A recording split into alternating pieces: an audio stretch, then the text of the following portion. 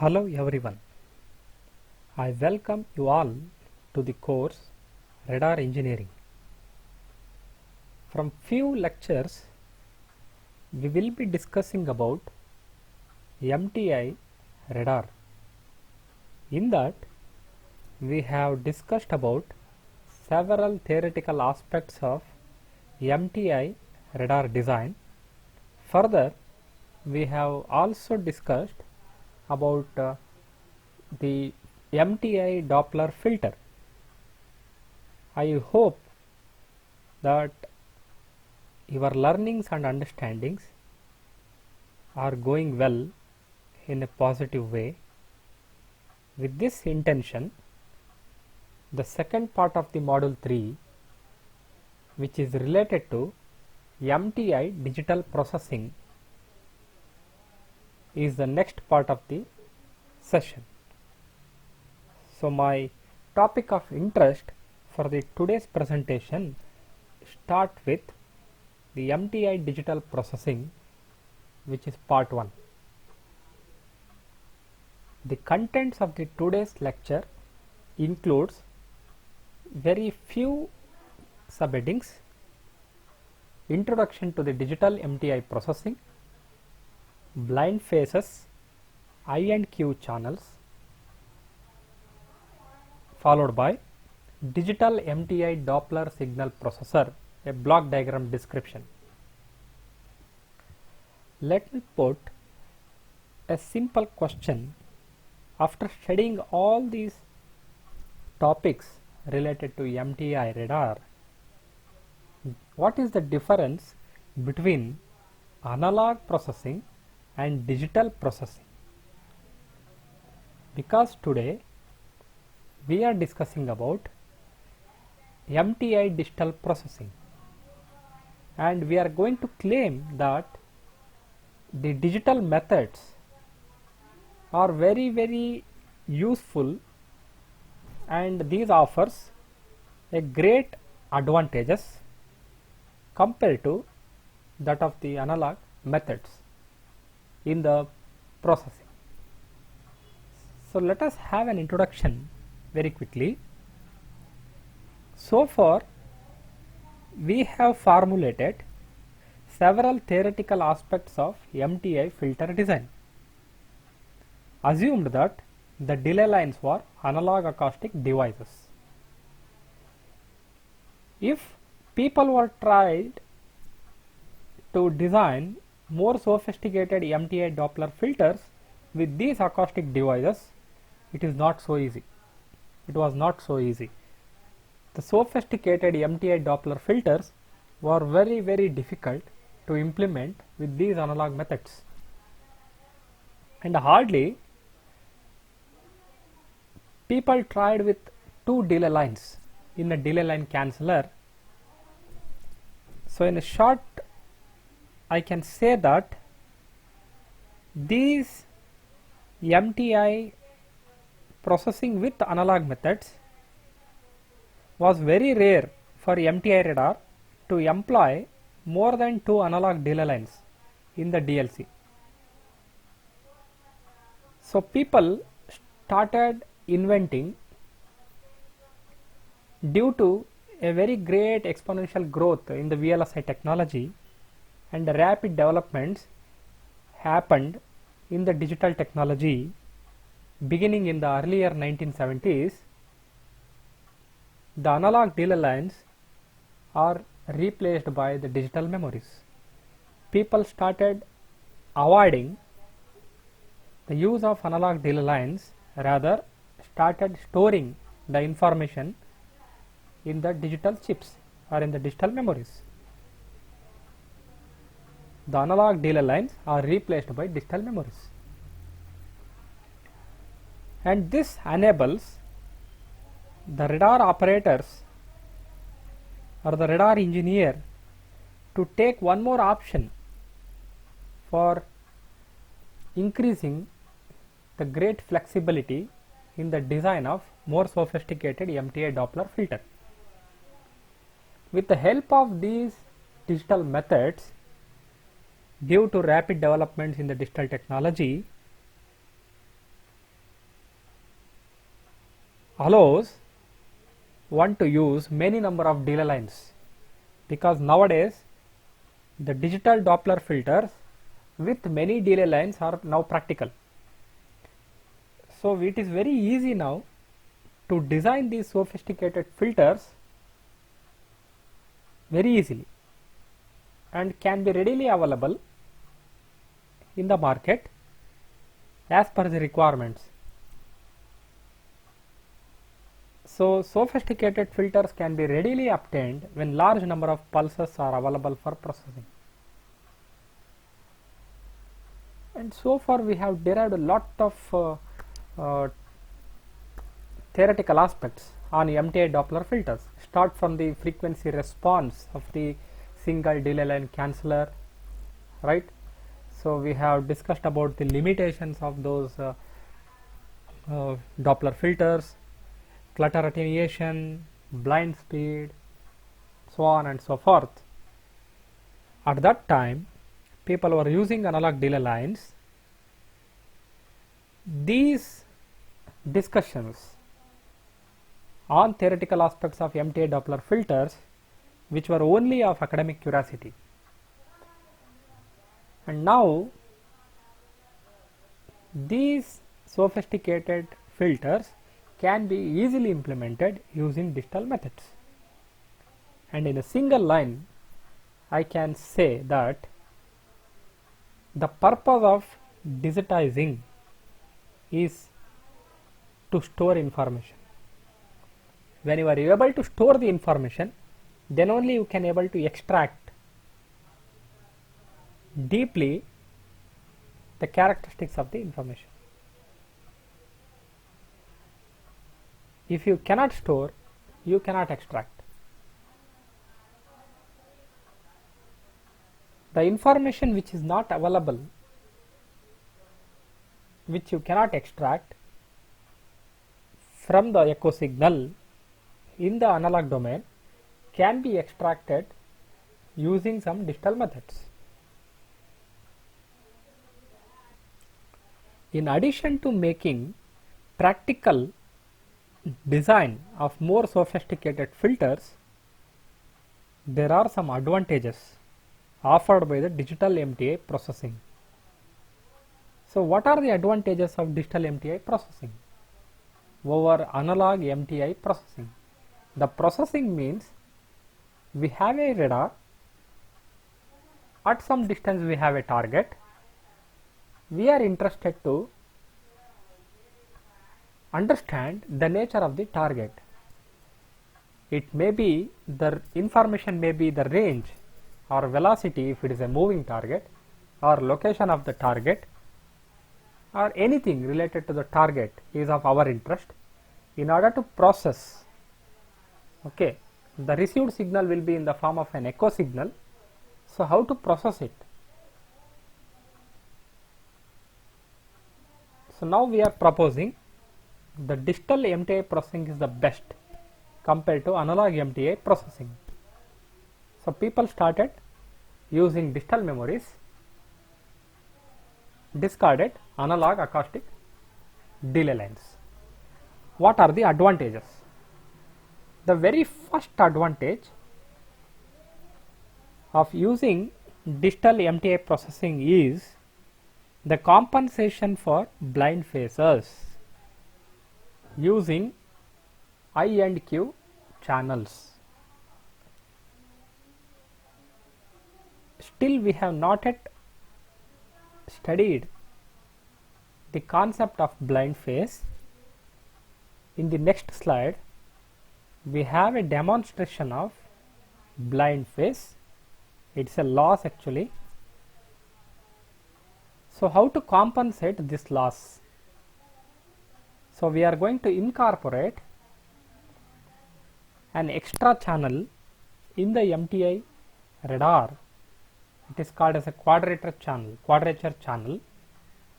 In addition to the original channel, we are going to take one more channel for processing. With the help of that, we can compensate the blind phase. Okay, we will see what is blind phase in the next slide. And the second advantage is it provides an accurate timing using digital methods. Okay, the unwanted changes in the delay times of acoustic delay lines due to temperature changes are eliminated by this accurate timing of the digital methods. If any temperature changes happens in the environment, that leads to unwanted changes in the delay times of the acoustic delay lines, and that is eliminated now with the help of digital methods, and it will give very accurate timing, because it is very important. We are going to store the sweep information in the memory for a period of TP seconds, so the timing should be perfect. There should be a better synchronization between the delay time in the digital memory with the radar PRF, because your TP is equals to 1 by PRF. Okay, there should be a synchronization. If there is no synchronization, then timing will not match. The accurate timing and the better synchronization is very important, and it is very easy to implement with multiple PRFs. Okay, it is suggested by the experts that if you use multiple PRFs, the blind speed can be controlled, and that implementation with multiple PRFs can be very easily implemented with the digital methods. And the third advantage is the digital filters which are readily available in the market, okay, with many different filter characteristics. So there is a open option given to the radar engineer as per the given requirements, as per the desired characteristics, the frequency response characteristics. One can easily purchase the readily available filter with its required characteristics. So there is a greater flexibility in designing the filters. No need to scratch the head, designing from the scratch. No need to design. The readily available things are there. Okay, so this is the fourth advantage of digital MTI processing. The flexibility is offered. The next advantage is this digital MTI is more stable and reliable than analog MTI and requires less adjustment during the operation in the field. Once it is fixed, it is fixed. Okay, it requires less adjustment during the operation in the field, and it is very reliable. And at last, it requires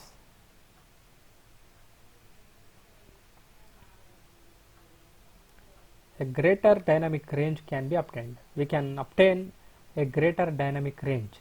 So we are going to see in the next session the topic called A to D conversion. So in that we are going to take some limits on the performance of the MTI due to A to D converter. So we are going to see what is the precision, what should be the accuracy of the A to D converter, what should be the dynamic range, what should be the signal to noise ratio. Okay, so it offers a greater dynamic range. So these are some of the highlighted advantages of digital MTI processing. Doppler ambiguities. We all know that MTI radar usually uses low PRF, pulse repetition frequency. Because of that, there will be ambiguities in the Doppler domain, and there won't be any ambiguities in the range measurement. So usually this MTI radar operates with ambiguous Doppler measurement but with unambiguous range measurement. But still you can able to extract the Doppler frequency shift, the complete cycle, by satisfying certain constraints. The question here is, in order to measure the Doppler frequency shift from the target which is moving at the receiver, how many number of samples that are required? In order to measure the complete cycle of the FD, we require at least 2 FD samples from the Nyquist sampling theorem. So the pulse repetition frequency of the transmitted waveform, it should be greater than or equals to 2 times FD expected. But in a situation when the pulse Doppler waveform samples the target with the sampling rate equals to PRF, if FD equals to PRF, then what is the problem? We all know that when FD equals to PRF, 2 times PRF, 3 times PRF and its integer multiple of PRF and its harmonics, the response of the DLC is equals to 0. When you sample the Doppler frequency cycle at exactly equals to PRF, then this causes aliasing. When two targets with the Doppler frequencies which are separated by integer multiple of PRFs, okay, they are indistinguishable. So there is a ambiguity in the Doppler measurement, whether these samples are belongs to this target or this target. So there are some Doppler ambiguities. That results into blind speed. What is blind speed? Those are the velocities which cannot be identified or measured by the radar receiver when the filter response is 0 at FD equals to integer multiple of PRFs. It is an example. A blind speed, it is represented by Vn. This results when the PRF is equals to the target's Doppler velocity or multiple of it. Okay, pictorically you can see this is the radar echo signal, okay, which is received, the FD value, FD. This is the complete cycle of the FD. If you sample it, okay, at exactly equals to PRF, then the sampled pulse, the sampling pulse which appears at the same point in the Doppler cycle at each sampling time, okay, you can see this pulse, it is appeared here, and in the next cycle in the same position the next pulse will be appear. Similarly in the next cycle, okay, the sampling pulse appears at the same point in the next Doppler cycle and it repeats. Okay, that results into blind speed. This is called blind speed.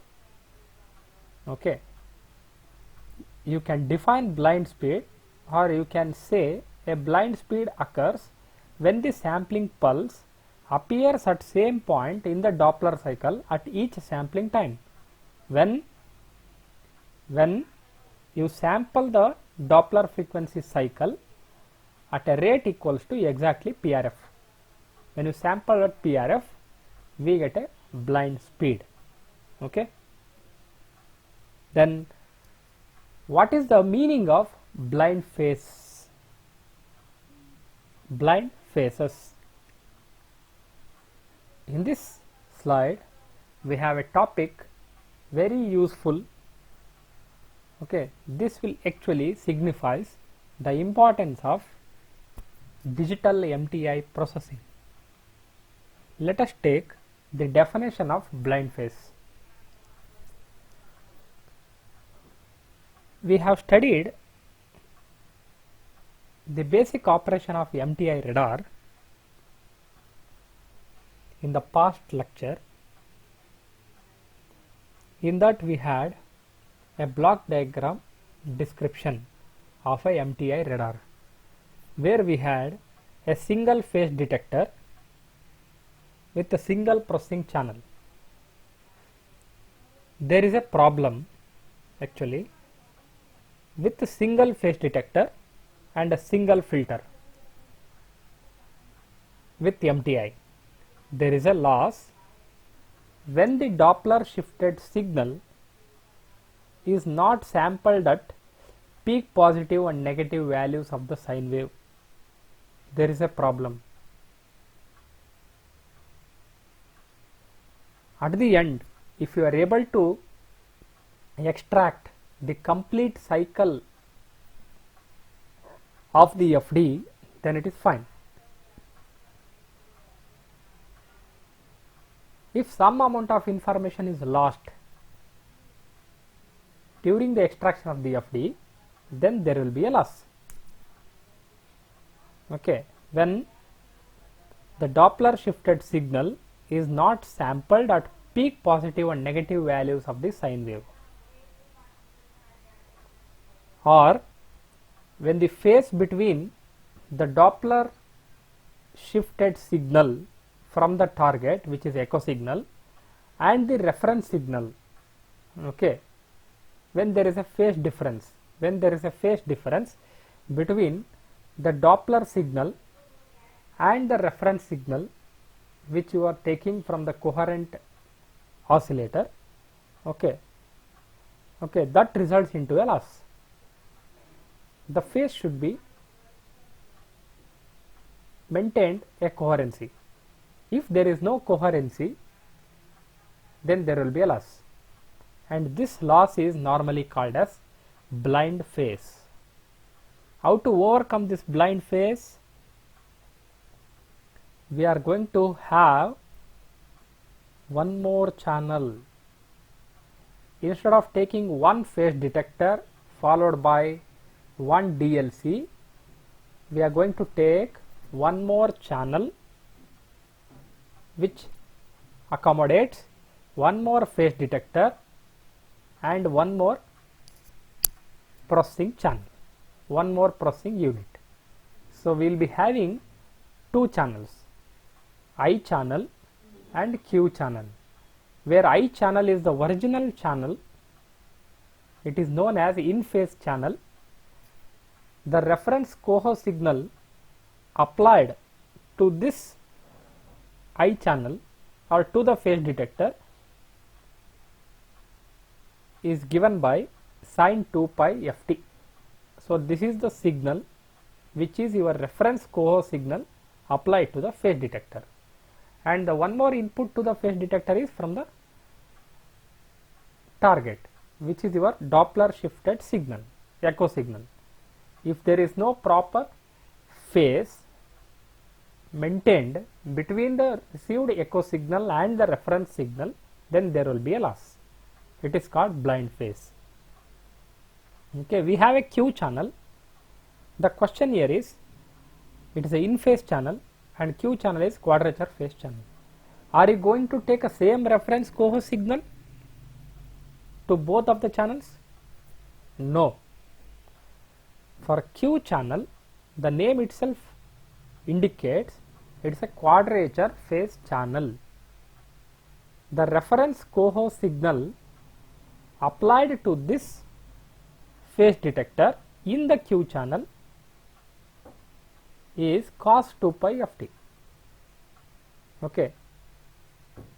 If you compare, there should be a phase difference of 90 degree. okay, because sine and cos are differed by phase of 90 degree. So that's why it is called as quadrature phase channel. In that we have one more phase detector. We have a reference coho signal cos 2 pi ft that is applied to the second phase detector in the Q channel. Okay, whatever the information that you lose in this channel can be easily recovered in the other channel, which is Q channel. If some information is lost in this channel, can be recovered in the I channel. Whatever the way, we are not going to give any chance of losing the data. We are going to get the complete recovery of the information about the FD value. FD is Doppler frequency shift, because we want to process it. Okay, the information which is lost in one channel can be recovered in the other channel. Okay, clearly we can understand the concept of blind phases by taking some simple examples. Consider an example 1 to illustrate a MTI blind phase loss. Okay, let us have in the I channel we have a signal which is sampled, okay, at some rate. The sampled signals in this particular example are all of the same amplitude, A1, A2, A3, A4, A5, A6. Okay, we have considered the signal samples which are of same amplitude, and the spacing between the successive samples are taken such that when a pulse A2 is subtracted from A1, the result is 0 because of same magnitude, right? A2 minus A1 if I take, this results into 0 because positive the same magnitude, A1 minus A2, that results into 0. When you subtract A3 from A2, that results into some finite output. Yes, because this value is positive and this sampled value is negative, so A3 minus A2, okay, minus A3 minus of minus A2, you get some finite output. Okay, some information is there. Similarly, when you subtract A4 from A3, you get a 0, both are negative samples. Similarly, when you subtract A5 from A4, we get some finite output. So if you go on doing like this, in the cycle we are going to have only half information and the remaining half information is going to lost. How to recover that loss? You see here the information is lost because A1 minus A2 is 0. Here A3 minus A4 is 0. Only we have information which is going to get is in half part of the cycle. Only half of the information is recovered and rest half of the information is lost. How to recover it? To recover the information which is lost in this channel can be using Q channel. So this Q channel uses a coherent reference which is 90 degree shifted of the I channel. Okay, that's why the signal you compare, the signal is 90 degree shifted version of this one, but the rate of sampling is same. The sample at the same position, but the signal is shifted by 90 degree. The signal is shifted by 90 degree. Okay, the amplitudes of the samples are represented by B, the first sample, B1, B2, B3, B4, B5, B6.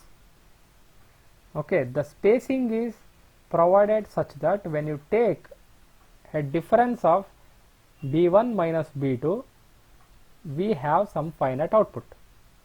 B3 minus B2 minus B3, we have 0. Similarly, B3 minus B4, some finite output, it is not equal to 0.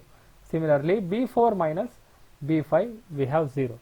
So you compare the information which is lost in this channel, okay, that is recovered in this channel, and the information which is lost in this channel is recovered in this channel. A1 minus A2 is equal to 0, that information is lost, okay, but here B1 minus B2, we have some finite output. A2 minus A3 not equal to 0, B2 minus B3 not equal to 0. The information which is lost here is recovered by this I channel, and the information which is lost in this channel is recovered by this Q channel. Because at the end we are going to take the sum of the information, okay, allowed by the channel I and Q, and it is summed together and we take the final information. In this case, after processing through a 2-pulse MTI, half of the signal energy is lost if only the I channel is used. But if you use the Q channels, this will solve the problem. Okay, this is an example 2, which is very special case of a blind phase.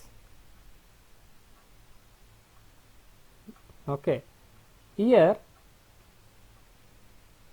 the Doppler frequency, okay, FD, the cycle, which is sampled at twice the Doppler frequency. If PRF is considered equals to 2 times FD, the PRF equals to 2 FD. Okay, when it is sampled at twice the PRF or twice the Doppler frequency, PRF equals to twice the FD value. See, please remember, this is not a blind speed, it is a blind phase. Okay, the phase of the PRF is such that the samples occur whenever the Doppler signal in the I channel crosses 0. Okay, the separation, okay, or the space between the two successive samples are taken, or the phase of the PRF is considered such that the samples occur whenever the Doppler signal in the I channel passes through 0 crossings. You can see here, when you sample it at a rate of 2 times FD, the PRF value, if you take 2 times FD, then samples will appear at 0 crossings in the I channel. Similarly, in the Q channel, it is sampled at positive and negative peaks of the sine wave. It is sampled at positive and negative peaks of the sine wave. That is what we have discussed here while defining the blind phase. When the Doppler shifted signal is not sampled at the peak positive and negative values of the sine wave, this loss results into. But here in this example, the Doppler shifted signal is sampled at a positive and negative peaks of the sine wave. Then there won't be any problem, the complete information is going to recover. The signal is completely recovered here. Okay, we'll try to demonstrate the same. Okay, if you take A1 minus A2, it is equal to 0, A2 minus A3 0, A3 minus A4 equals to 0, because all samples are at 0 crossings. Okay, the information is not recovered, completely lost in the I channel.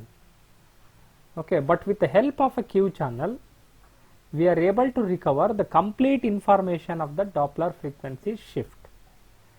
B1 minus B2, we have some finite output. B2 minus B3, we have some finite output. B3 minus B4, we have some finite output. Okay, when you sample this at peaks of the positive and negative values, then we are going to get complete information about the Doppler frequency shift. Okay, in the Q channel sampling, the signal is completely recovered. So this example shows the need for implementation of why I and Q channels are very important. The phase of the PRF is such that for the I channel, sampling occurs at 0 crossing. Okay, this is the example 2 to illustrate the blind phase loss. Digital MTI Doppler signal processor. This is the block diagram of digital MTI processor. Okay, we have discussed previously the use of in phase and quadrature phase channel in the MTI radar. Okay, the complete picture of that is illustrated here. What is the major advantage of this digital MTI processor? We are using digital memories or digital delay lines. Okay, so you can see here from the IF section the intermediate frequency output. Okay, the IF signal or the IF amplifier signal is split into the two channels, one in I channel and the same information is split into the Q channel. The signal is split into I channel and Q channel. Okay, one for I channel and other for Q channel. The output of the two detectors is 90° out of phase because this phase detector 1 in the I channel uses a coho reference signal which is equals to sin 2 pi ft, where f is intermediate frequency which is down converted signal, FIF, okay, intermediate frequency. Similarly, in the Q channel, the phase detector 2 uses a reference coho signal equals to cos 2 pi ft. Okay, the difference between the output of the phase detector 1 and phase detector 2 will be always 90° out of phase. And the quadrature channel eliminates the effects of the blind phase which we have seen from the last discussion, right, while dealing with the two examples, example 1 and example 2, how this Q channel is useful in recovering the information which is lost in the other channel. Okay, that's why the convenience of the digital processing allows the quadrature channel to be added. The significance of this is to compensate the effects of the blind phase. Okay. Out of the output of the phase detector 1 and phase detector 2 will be having a bipolar video. The common bipolar video will be given to the analog to digital converter section. Okay, this is a method of digitization: sample, quantization and encoding. So these are the three major steps as a part of the A to D converter. Okay, these voltage samples are converted into a series of digital words with the help of A to D converter. And in a digital memory, okay, it is written as digital store. Okay, in a digital memory, the digital words are stored for one pulse repetition period. Okay, because we are going to store the previous sweep information for a period of TP seconds. So in the digital memory, the digital words are stored for one pulse repetition period and are then subtracted from the digital words of the next sweep, from the concept called sweep to sweep subtraction. Okay, it is done by delay line canceller. Yes, by taking the square root of I square and Q square, the information from these two channels are combined. The information from the I channel and the information from the Q channel are combined to get the effective value of the Doppler shifted signal. Okay, there are several methods how to combine these two signals. So one conventional method is you take the value of square root of I square plus Q square, or in most of the cases we can also take a magnitude of I plus magnitude of Q, that can also be taken. The combined output, what we are expecting here, is to be converted into D to A converter. Okay, in order to display it in analog display, we have to convert a bipolar video into unipolar video. A unipolar video output is then ready for the display. Or if you wish to take the digital output for further processing to track the moving target or to automatic target detection for further processing, you can take the digital output, or else if you wish to display it on analog display, you convert the bipolar video into unipolar video by taking only positive values. And this is the end of the today's presentation. The rest of the topics related to digital signal processing will be continued in the next following lecture. The expected topics for the next lecture are the limits on the improvement factor due to A to D converter, and there is one application which is related to moving target detector. Okay, it is an example of MTI processing system to produce improved detection of moving targets in the clutter. Okay, so we are going to discuss some properties or characteristics of the original MTD. It is normally called as original MTD.